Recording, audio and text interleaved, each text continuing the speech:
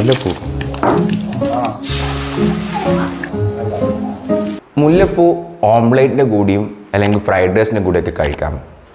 നമ്മൾ കടയിൽ നിറയെ മുല്ലപ്പൂ കാണുന്നുണ്ട്. ആ മുല്ലപ്പൂ നമ്മൾ ഭക്ഷണമായിട്ട് ഉപയോഗിക്കുന്നതുകൊണ്ട് എന്തെങ്കിലും ആരോഗ്യ പ്രശ്നമുണ്ടോ? ഭക്ഷണവുമായി ബന്ധപ്പെട്ടുള്ള സംശയങ്ങൾ ദൂരീകരിക്കുന്നതിന് വേണ്ടി ഉണ്ടെങ്കിൽ ഈ പേജ് നിങ്ങളൊന്ന് ഫോളോ ചെയ്തേക്കും. മുല്ലപ്പൂവിൻ്റെ മണം മനുഷ്യന്മാരെ എങ്ങനെ അട്രാക്റ്റ് ചെയ്യുന്നു, അതുപോലെ തന്നെ പ്രാണികളെ അട്രാക്റ്റ് ചെയ്യുന്നുണ്ട്. അപ്പോൾ ഈ പ്രാണികൾ വരാതിരിക്കാൻ വേണ്ടിയിട്ട് മുല്ലപ്പൂവിൽ നിറയെ മരുന്നുകൾ അടിക്കുന്നുണ്ട്. ഈ മരുന്നടിച്ച മുല്ലപ്പൂ നമ്മൾ കഴിക്കുകയാണെങ്കിൽ ഇവിടെ നമ്മൾ ജാസ്മിൻ ടീ ഉണ്ടാക്കാനോ അല്ലെങ്കിൽ ജാസ്മിൻ റൈസ് ഉണ്ടാക്കാനോ ഇത്തരത്തിലുള്ള മുല്ലപ്പൂ ഉപയോഗിക്കുകയാണെന്നുണ്ടെങ്കിൽ ആരോഗ്യ പ്രശ്നം ഉണ്ടാക്കും.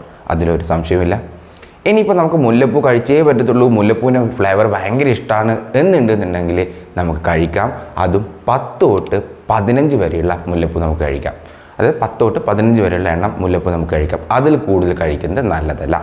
എന്തുകൊണ്ടെന്ന് വെച്ച് കഴിഞ്ഞാൽ ചില സമയത്ത് നമുക്ക് മുല്ലപ്പൂ വയർ അപ്സെറ്റ് ചെയ്യിക്കും. ചില ആൾക്കാർക്ക് അത് അലർജി ഉണ്ടാക്കാൻ കാരണമാകുന്നുണ്ട്. മുല്ലപ്പൂവിലൊരു പ്രത്യേകതരം എണ്ണയുണ്ട്. ആ എണ്ണ നമ്മളെ വയർ അപ്സെറ്റ് ആക്കാൻ കാരണമാകുന്നുണ്ട്. അതുപോലെ തന്നെ ഇതിനകത്തുള്ള പോളൻ നമുക്ക് അലർജി ഉണ്ടാക്കാനും കാരണമാകുന്നുണ്ട്. അതുകൊണ്ട് എൻ്റെ ഒരു അഭിപ്രായത്തിൽ മുല്ലപ്പൂ നമ്മൾ ഭക്ഷണത്തിൽ ഉപയോഗിക്കാണ്ടിരിക്കുന്നത് തന്നെയാണ് നല്ലത്. നിങ്ങൾ എപ്പോഴെങ്കിലും മുല്ലപ്പൂ ചേർത്തിട്ടുള്ള ഇത്തരം ആഹാരം കഴിച്ചിട്ടുണ്ടോ? അങ്ങനെ കഴിച്ചിട്ടുണ്ടെന്നുണ്ടെങ്കിൽ താഴെ കമൻറ്റ് ചെയ്യുക.